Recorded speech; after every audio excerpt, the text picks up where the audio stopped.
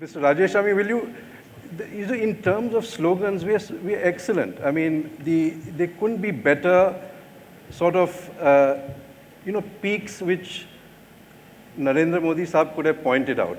Swachh Bharat, housing for all by 2022, digital India, make in India, ease of doing business. I mean, name it. I mean, 10 fantastic slogans, and all of them actually encapsulate what this country needs. So, I mean, in 1 year, do you think we are getting there? Or you think, I mean, if you, out of 10, it's like 2 on 10, which this government should be getting? So I'd say it in two parts. One, as you rightly pointed out, there is a method to the madness clearly. There are very clear messages that are coming out. And I do believe in a diverse country and a democratic country like India, you do need aspirational goals to be set. Yeah, we do kind of overpromise, underdeliver. That's a fact. But where we point, where the leader points, where they kind of draw attention is important. And it's interesting that for the first time we're seeing the Prime Minister, use whether it's the Independence Day address or any of these to draw attention to social security schemes, to draw attention to Swachh Bharat, which is something that we all crib and curse about as we walk along. But we don't do much about it. But now there's galvanization of thought and action around it. So, I would say all the key points that he's highlighted are in some ways, in my mind, are actually interconnected. And it's a very well thought out thing. If you do want to make in India, you have to have a Skill India program. And he talks about skilling. He talks about grassroots level skilling, right? So, to me, this whole transformation, if I call it that, of India into a high growth economy, a middle income economy and all that, is being well orchestrated. So at least at the vision level, at hitting on the right points, I would give quite a few marks. I would say almost 8 on 10, 9 on 10 on that. What I'm also enthused about is what you were just beginning to talk about, which is execution. And I'll take an example, an experience that we've just had with the Prime Minister Bima Yojana. Lots of schemes in the past have been announced.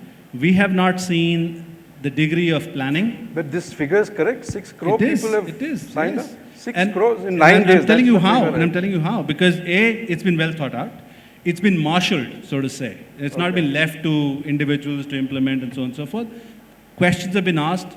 I, at my level, get a mail every day from the ministry asking us for MIS on how many enrollments did we do today. And the same thing is being asked of banks and other insurers. So there is a lot of focus. There is a lot of focus on execution. And therefore, you see the numbers come out. Now, it is one thing to do it one time, and it's another to sustain it. So my wish and hope is that this will be sustained, and this will not just remain at these high-level, slogans, but will actually translate into the way we work.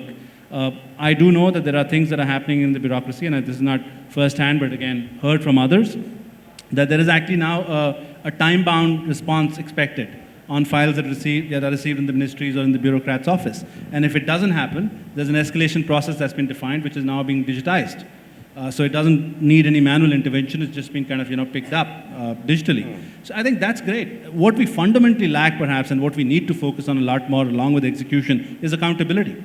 If you really contrast the difference between what happens in the government versus what happens in the private sector, the key driver is that there is accountability to some extent, there are questions asked and consequences, managed, versus in the government, it's a little more chalta hai. Now, if the chalta hai changes, I think we're in for a good thing. So, I think this discussion is making headway. We've got, if you look at blemishes on brand Bharat, you've named one: governance, bad implementation. You've said accountability. Poor accountability. Now, could you add one or two more? These are sort of, you're sort of skimming the surface. Now, what's underneath? Is corruption a major issue? It's not driving it? You said it, Lalit Gate. It's occupied all the attention of everybody here. And I completely taken away from the agenda. I asked a builder. He said he wouldn't go on record, but he said that in his project cost, about 20% of project cost was corruption. In the building industry, it's far worse. But everybody must be encountering it. And y'all are actually using euphemisms. I as a journalist, I can say it. Accountability, governance. Now, get to the heart of it. That's where the whole thing is rotting. But to me, though, the two are different. I wouldn't say, so corruption is an issue, okay? That I think, and by the way, I wouldn't blame only the government for it. I think it pervades public life in India. there is a far bigger scourge that we have to kind of eradicate from this country. We talk about I mean, Mahatma Rajesh walked Gandhi and we away talk with about all that. Rajesh walked away with a palace or a castle somewhere. I don't have I don't know. any info on that one, but all I can say is I think in general, the temptation, and I think we can relate to it in our own ways. When we get challaned, what's the typical response? How many of us are willing to pay the full fine versus how many of us immediately start negotiating, believing that it's all right? So this is where it comes to. I mean, if that's how we all live our lives, when we think it's okay at that level, then maybe it's okay even at the bigger levels that we talk about corruption. Yeah. So that's the issue in India. I think we've just kind of lost the moral compass somewhere, I would say, rather deep. Again, I'll come back to Gutenberg and the view from Europe. I mean, those societies are fairly upright. I mean, they have very high cultural and social standards. And they look at this kind of thing with very, very suspicious eyes. So is this a major issue which is, say, maybe stopping investment coming, that, you don't know what you are dealing with? Essentially, there are rules, but, yes, what is the animal out there? They don't know what I think you raised with. a very important point. And I think this is something which we are struggling at times, that there are huge amount of compliance issues working in India. We are trying to acquire land in Bangalore, additional land, about 90 acres. I'm sharing this with you all. How long has it taken you? It's taken us about 2 years. Wow. And you got it yet or not yet? Not yet.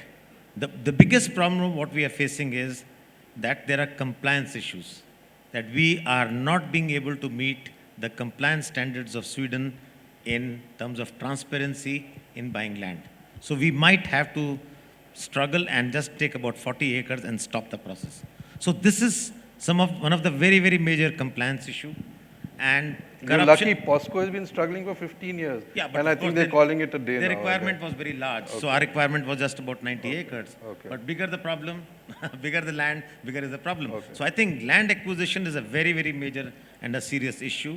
And this is actually going to become a big stumbling block in terms of ease of doing business, in terms of Make in India campaign of Prime Minister. So I think these things are linked.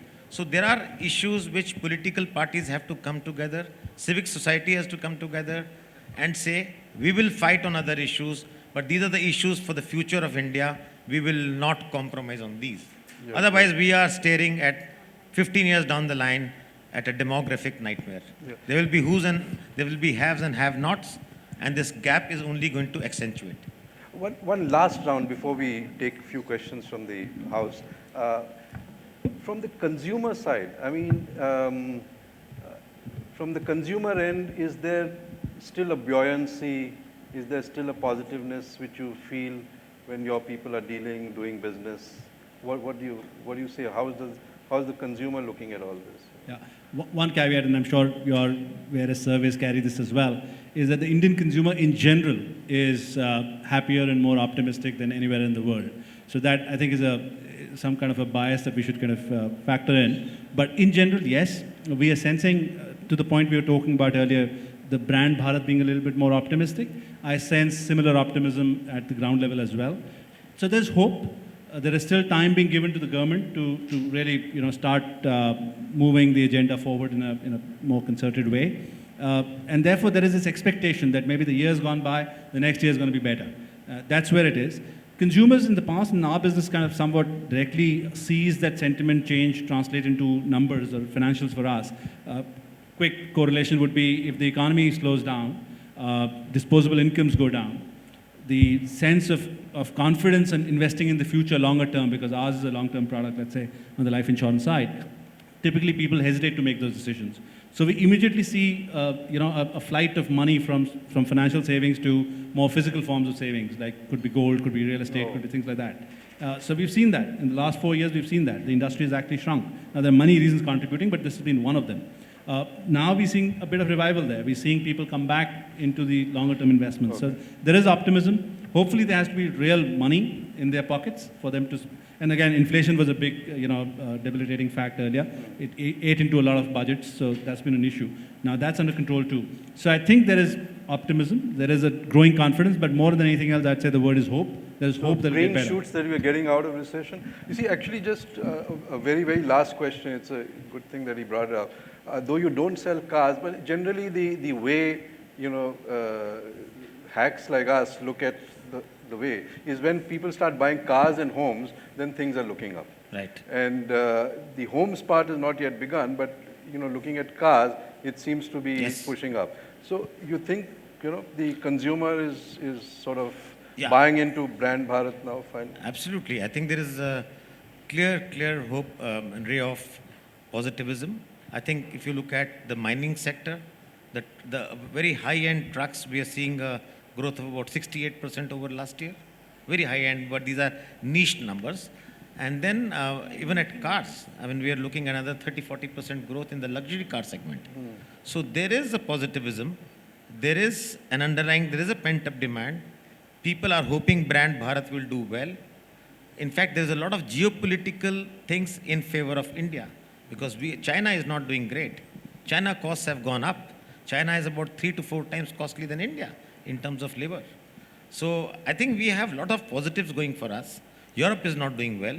Greece is a big worry. So I think the overall macroeconomic scenario is favoring India. And I think we need to pounce and take this opportunity and sustain it over the next 10 to 15 years. So in all the gloom and doom, There is- brand Bharat is still shining. Absolutely. Great. So on that note, we'll ask, are there any questions? There's one there. My name is Bohidar, Natranjan Bohidar, and I've worked very hard many years to build what is called the Maggie brand. If you look at the scenario that you painted, there actually is a Modi versus Modi that's going on.